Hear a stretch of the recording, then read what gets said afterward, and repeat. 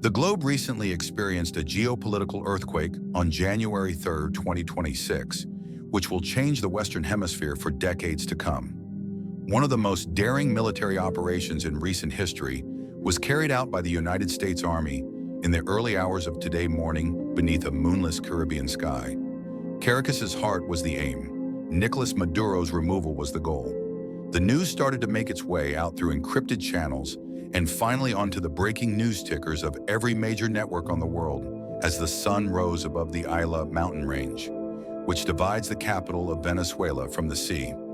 According to President Donald Trump, the Venezuelan leader and his wife, Cilia Flores, have been apprehended by the United States and are presently being brought to the United States for prosecution. We must examine the operation itself in order to comprehend the scope of this event, since it signifies a major change in American military policy. This invasion did not use brutal force. Unlike other periods of American interventionism, such as the invasion of Panama in 1989 or the Iraq War in 2003, we did not witness the vast deployment of tank divisions or the arrival of tens of thousands of Marines on the beaches of La Guaira. Rather, it was the final use of the tactic called leadership decapitation. Before the Venezuelan government even realized it was being attacked, the U.S. military successfully blinded it with a mix of precision stealth airstrikes and overwhelming cyber warfare capabilities. A concerted cyber attack destroyed the Venezuelan air defense system's command and control networks at around 0300 hours local time. The radar systems protecting the coastline went black, and the Russians produced 300 batteries. American stealth planes sent precision weapons to vital logistical hubs during that period of electronic stillness. To stop Venezuelan fighter planes from taking flight, they attacked the military runways. They attacked the defensive bunkers around Miraflores presidential residence. Additionally, they cut off connection between the armed troops based in the country's interior and the political authority in Caracas. Because of this immobility, elite special operations personnel were able to penetrate the capital's metropolitan center via helicopter. American helicopters were seen hovering low over the unique architecture of Caracas in the live broadcast photographs. It was a raid that depended on quickness, surprise, and total control over intelligence. The target was seized in a matter of minutes. Before the loyalist paramilitaries or the regular army forces could organize a coordinated defense, the extraction was finished. This action sends a terrifying message to the United States' opponents worldwide. It shows that distance is no longer a barrier, and that, with the right political determination, the American influence can reach even the strongest cities. However, to see this only as a military triumph would be to overlook the timing's deeper meaning. The uncanny similarity between this operation and what happened on January 3, 2020, will be noted by historians and geopolitical analysts. President Trump approved the drone strike in Baghdad that killed Iranian Quds Force commander Qasem Soleimani exactly 6 years ago today. It is no accident that this day keeps coming up. A certain operational psychology is revealed. It implies a desire to start the political year with a bold, irrevocable decision that establishes the tone for the months that follow. The government takes control of the narrative and compels both friends and adversaries to respond to American initiative rather than the other way around by closing a significant geopolitical file during the first week of January. This trend suggests that the start of each year during this presidential term should be closely monitored, since it seems to be the window of opportunity selected to settle long-standing scores. But neither 2026 nor even the 21st century mark the beginning of the path to this morning's skillful airstrikes. We must travel back in time to Venezuela's stormy past and its complicated connection with the United States in order to properly appreciate the depth of this collapse. 2 centuries of ambition, treachery, oil, and revolution are all part of this tale. The terrain and resources of Venezuela characterize the country. It serves as the entryway to the Caribbean and is located at the very top of the South American continent. It is a land that spans more than 900,000 kilometers and is incredibly wealthy and beautiful. It is around the size of Texas plus Oklahoma, or the size of Egypt. It is a major demographic force in the area, with a population of more than 31 million. In the past, South American independence originated in Venezuela. The liberator Simon Bolivar was born there and established the vast union known as Gran Colombia in 1819.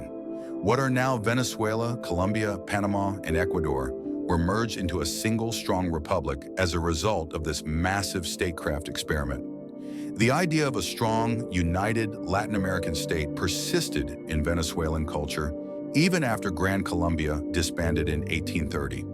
This historical recollection is important because it clarifies the conceit of later leaders. It explains why Venezuelan rulers, who saw themselves as Bolivar's successors and destined to rule the continent, have frequently attempted to project power well beyond their boundaries. This goal was directed toward a tight and profitable alliance with the United States over the majority of the 20th century.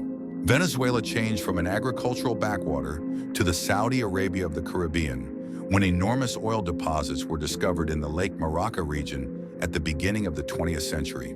With technology, money, and cultural clout, American oil firms poured into the nation. During World War II, Venezuela served as the Allied war effort's main source of gasoline for the democratic powers' tanks and ships.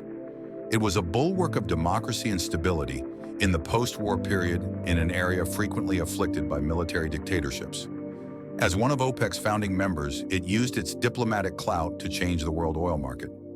Caracas was transformed into a contemporary metropolis with skyscrapers and highways in the 1970s, when Venezuela was producing more than 3 million barrels of oil a day.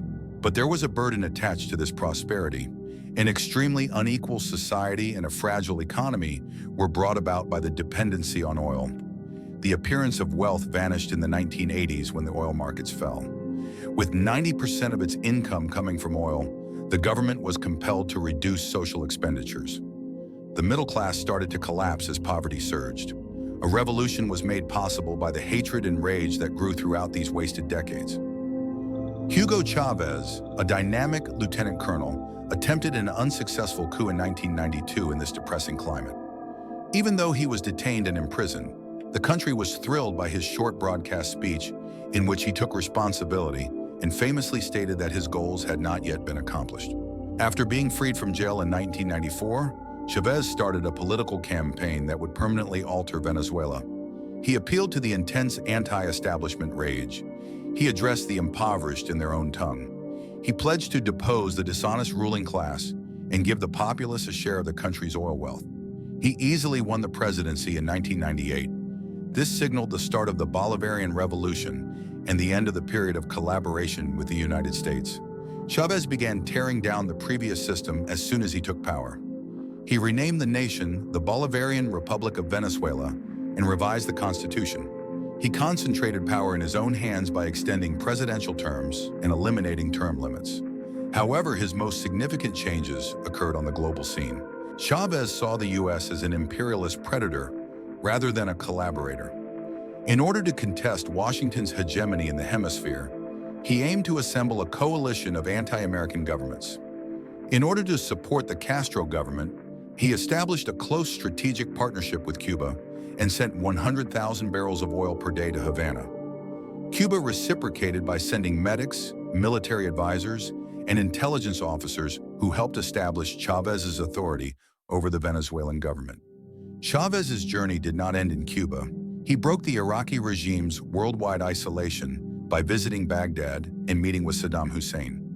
By introducing direct flights between Caracas and Tran, and urging the Islamic Republic to invest in Venezuela, he courted Iran. He purchased weaponry worth billions of dollars from Russia, substituting Sukhoi planes and Kalashnikov guns for the Venezuelan military's conventional American equipment. He made it possible for Beijing to obtain a vital position in the South American energy industry by opening the doors to China. Under Chavez, Venezuela developed as a center for anti-American sentiment across the world, harboring Hezbollah militants and aiding insurgent groups like the FARC in nearby Colombia. The United States became more concerned as its erstwhile friend turned into a beachhead for its adversaries. Relationships quickly worsened. Due to allegations of espionage, the U.S. Drug Enforcement Administration was expelled from the nation. Officials in Venezuela were subject to sanctions. As Chavez famously stood at the UN platform, the diplomatic language grew more antagonistic, and accusing President George W. Bush of being the devil and asserting that he was still able to detect sulfur. The United States still needed Venezuelan heavy crude for its refineries, and Venezuela needed American money. Thus, the economic connection endured for a while despite the political animosity. However, the present collapse's seeds were being sown. Chavez bought power throughout the area and funded extensive social initiatives with the oil windfalls of the 2000s. However, he did not make any investments in the upkeep of the oil sector itself. He replaced thousands of seasoned managers and engineers at the National Oil Corporation, PDVSA, with political cronies. Even when prices skyrocketed, production started to fall.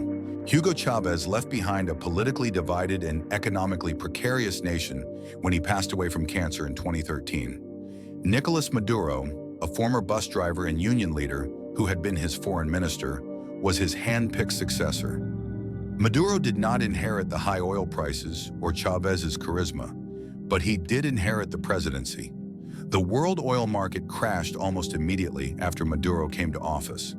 The Venezuelan economy experienced a free fall from which it has never fully recovered, and the price of petroleum fell precipitously. Outside of times of war, Venezuela's economic collapse under Maduro is among the worst in contemporary history.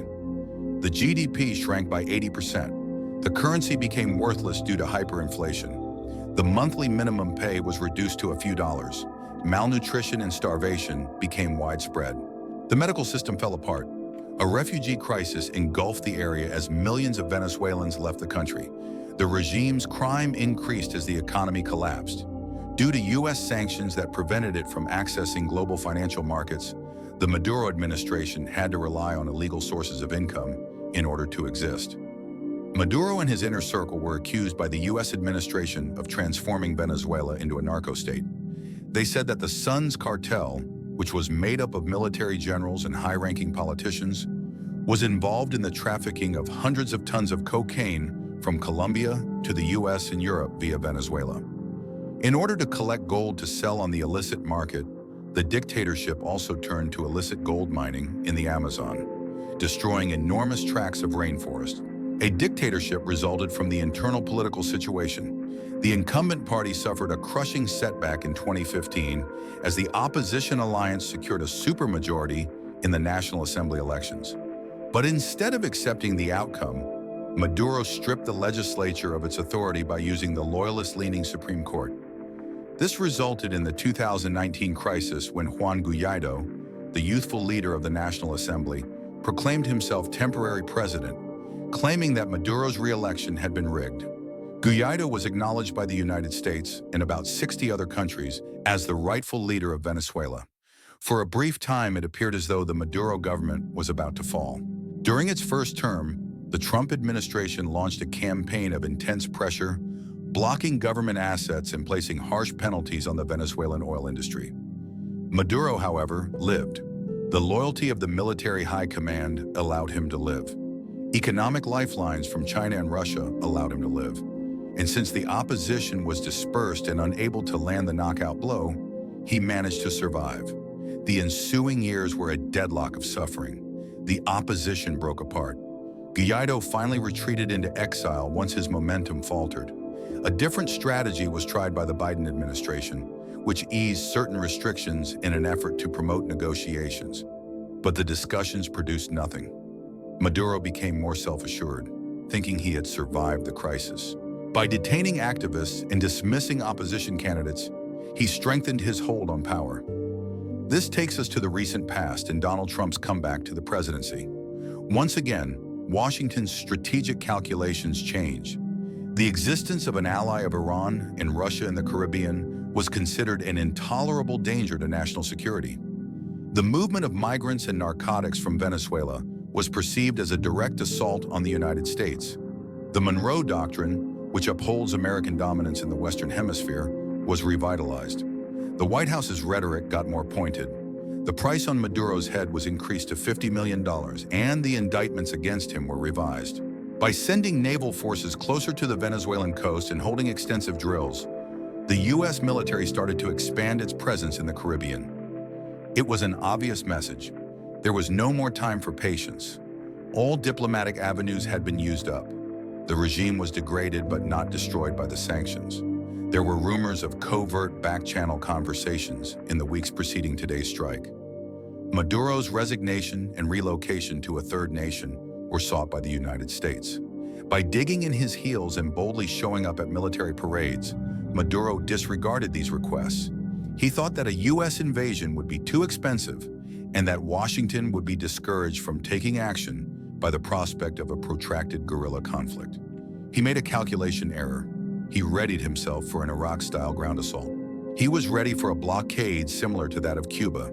He was unprepared for the nighttime surgical attack.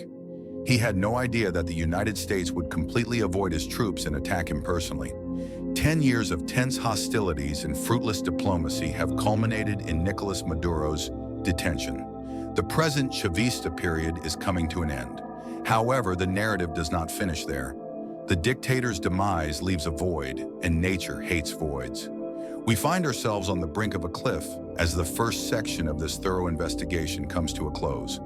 The snake's body is still there, but its head has been severed. Armed and deadly, the Venezuelan military still has hundreds of generals and close links to criminal organizations. Maduro's violent paramilitary groups remain in Caracas neighborhoods. The United States' geopolitical enemies are planning their next move as the millions of Venezuelans who backed the revolution watch in disbelief and rage. The immediate aftermath of the strike, possible scenarios for the transfer of power, and the perilous path ahead for a country shattered by 25 years of revolution will all be covered in detail in the second section of this article. We'll look at Maria Corina Machado, the new head of the opposition, and the U.S.'s ambitious plan to pull Venezuela out of its adversary's orbit. On the first day of a post-Maduro Venezuela, the sun has set, but the darkness raises more questions than it does answers. Although it is a tactical victory for the American military, the removal of Nicolás Maduro to the United States represents a high-stakes strategic risk. The most hazardous part of this operation is about to begin. The reality of the power vacuum will quickly seep in once the immediate shock of the decapitation blow has subsided. The personality of the commander and the devotion of the Taurian Guard were the cornerstones of the Venezuelan state, as it has been for the past 25 years. There is an overwhelming possibility of anarchy when the leader is gone and the command structure is broken. The internal dynamics of the remaining Venezuelan administration are now the focus of our attention. The individuals who made Maduro's dictatorship possible are still in Caracas while he is imprisoned by the federal government. Vladimir Padrino Lopez, the Minister of Defense, is the most important character in this developing story. He was flanked by the military's top brass when he made an appearance on state television in the hours after the strike. He had a serious yet composed manner. He didn't advocate for a suicidal conflict with the U.S. He made no threats to fire the remaining missiles in Venezuela's arsenal. Rather, he demanded peace. He proclaimed a state of emergency and called on the military to uphold law and order and defend the country's sovereignty. This response is telling. It implies that indecision has crippled the Venezuelan military. These generals have benefited greatly from the state's corruption for many years. They manage the mining concessions, the food delivery networks, and the oil services firms. They don't have any ideologies. They are uniformed businessmen. Self-preservation and safeguarding their amassed fortune are their main driving forces.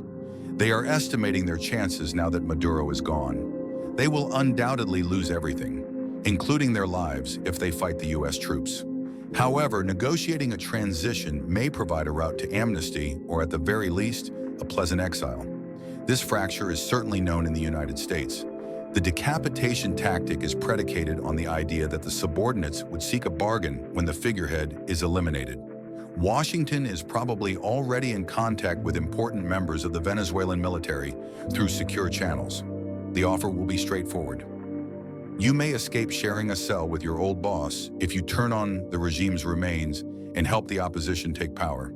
But the military is not a single entity. The intermediate ranks and the paramilitary organizations known as colectivos are a wild card, even though the top command may be practical. Chavez established these armed gangs, and Maduro gave them the authority to protect the revolution from both internal and external threats. Large portions of the Caracas and barrios are under their authority. They have a lot of weapons and a strong ideology. They stand to gain nothing. The worst-case scenario for the next several days is that these organizations defy the general's instructions and begin an urban terror and warfare campaign, which might lead to chaos and need a more extensive American intervention. Maria Corina Machado enters this tumultuous mixture. She is the opposition's Iron Lady in Venezuela. She has become the unchallenged head of the anti-Maduro forces, following years of harassment, prohibitions, and physical assaults. She energized the opposition base in 2023 following the fall of Juan Guaido's temporary administration. She diligently pushed for the opposition candidate Edmundo Gonzalez in the 2024 elections, even though the regime's courts had barred her from entering public office. Machado refused to concede when the authorities rigged the election, claiming a win that no impartial observer could verify. Few people have the moral power that she does, and she has managed to maintain a nationwide network of support. Machado is an unreserved Western ally. She supports the privatization of the national oil business, a free market economy, and a complete shift in Venezuela's foreign policy away from China and Russia. For decades, she has been getting ready for this moment. Her first 100 days plan serves as a guide for rebuilding the state of Venezuela. It demands the resumption of foreign investment, the stability of the currency, and the prompt release of political prisoners. But she must assume control if her strategy is to succeed, and she needs the military's cooperation to do that. The United States sees a situation in which members of the opposition technocrats, and possibly even members of the non-criminal military sector, join a transitional council. In order to stabilize the nation and be ready for free and fair elections, which Machado or her nominee would probably win handily, this council would rule for a certain amount of time. This is the hopeful route. It is the route of the dictatorship's orchestrated overthrow. However, we know from experience that regime change is rarely smooth. The precedents must be examined. Saddam Hussein was overthrown by the United States in 2003 with little difficulty, but a decade of insurgency and anarchy resulted from their ignorance of Iraq's internal sectarian dynamics. The overthrow of Mohammed Gaddafi in Libya in 2011 caused the government to break apart into warring thieves. Venezuela is complicated in its own way. In terms of armaments, the nation is awash. Its border with Colombia is overrun by insurgent organizations like the ELN and FARC dissidents who have long sought refuge in Venezuela. These organizations will battle to leave their refuge. Furthermore, the geopolitical aspect cannot be disregarded. The Maduro administration has received billions of dollars in investments from China and Russia. Venezuela is seen by Russia as a counterbalance to the U.S. presence in Eastern Europe and a strategic foothold in the American near abroad. It is considered a vital source of raw resources and energy in China. If an American military intervention destroys their investment, neither power will be pleased. They have the ability to act as spoilers, but they are unlikely to use force to save a fallen tyrant. They may prevent any international legitimacy for a new administration by using their veto power in the UN Security Council. To render the nation unmanageable, they might back rebel groups or wage cyber warfare. Then there's the migration problem. Almost 8 million individuals have already fled Venezuela as a result of the country's economic catastrophe. A new wave of migrants might be brought on by a bloody battle or an extended period of chaos. Brazil and Colombia, two nearby nations that are currently struggling, would become unstable as a result. Additionally, it would cause a new wave of migrants to head for the southern border of the United States. A political disaster that the Trump administration is desperately trying to avoid. The U.S. is under tremendous pressure to swiftly stabilize the situation as a result. The geopolitical principle of you break it, you buy it is now in force. By overthrowing Maduro, the U.S. has assumed responsibility for the Venezuelan problem. Rebuilding Venezuela's economy will be an enormous undertaking. The infrastructure supporting oil is in ruins. The refineries are hulking, rusty structures. There are leaks in the pipelines. Restoring output to pre-Chavez levels will need years of labor and tens of billions of dollars. But there is no denying the potential. The world's greatest known oil reserves are still found in Venezuela. Large amounts of iron, boite, and gold are found there. Western oil giants would quickly return in a stable, law-abiding environment. ExxonMobil, Chevron, and others has the resources and know-how to bring the industry back to life. Reviving Venezuela's oil sector will further isolate Russia and Iran in the energy markets, while also greatly enhancing global energy security. The U.S. is offering the Venezuelan elites and the world community this economic potential as a bait. The goal is for Venezuela to once again be a thriving democracy, a Western ally, and a regional stabilizer. But it's a minefield to go from today's mess to that vision. The regional ramifications must also be taken into account. Latin America is rocked by the reintroduction of the Monroe Doctrine and the use of direct military action. Mexico, Brazil, and Colombia's leftist administrations will probably denounce the operation as an act of imperialist aggression. It may rekindle anti-American sentiment throughout the continent, making U.S. hemisphere diplomacy more difficult. President Gustavo Petro of Colombia, who has attempted to improve relations with Venezuela, will be in a difficult situation because of the reality of American power next door and his ideological support for the left in Latin America. A number of crucial indications will dictate the course of events as we look to the days and weeks ahead. Will there be a military breakup in Venezuela? Will there be violence, or will the streets of Caracas stay peaceful? Can the opposition get together and offer a cogent alternative to the current system of governance? What will be the response of the global community? The personalist dictatorship that has governed Venezuela has come to an end with Maduro's arrest. However, the structure he established remains robust despite the pervasiveness of crime and corruption. Despite being beheaded, millions of followers of the Chavista movement still saw this as a foreign invasion rather than a freedom.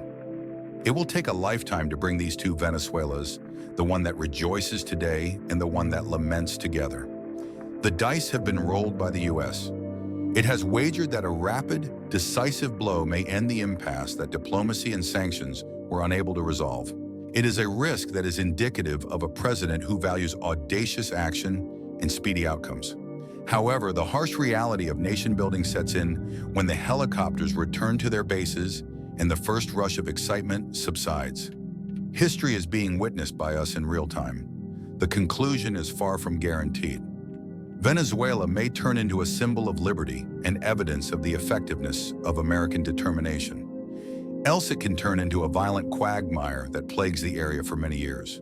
The globe is forced to face a new reality of American strength as a result of this operation. It is a force that is prepared to cross national boundaries and international conventions in order to accomplish its security goals. It is a message to other governments that feel shielded by distance or allies. The United States' extended arm has stretched into the strongest bunker in South America and extracted its adversary. Today's world is different. The game's rules have been updated, and as the Venezuelan people stare up in the empty sky where the American choppers flew, they are waiting to see if they have been saved or if they have merely swapped one type of anarchy for another. As the new chapter of Venezuelan history is written, not with ink, but with fire and resolve, we will continue to closely monitor these developments. This is John from the Cinematic History Tales channel. You'll want to be one of the few who witnessed it when history books are written, so subscribe today to remain ahead of the curve.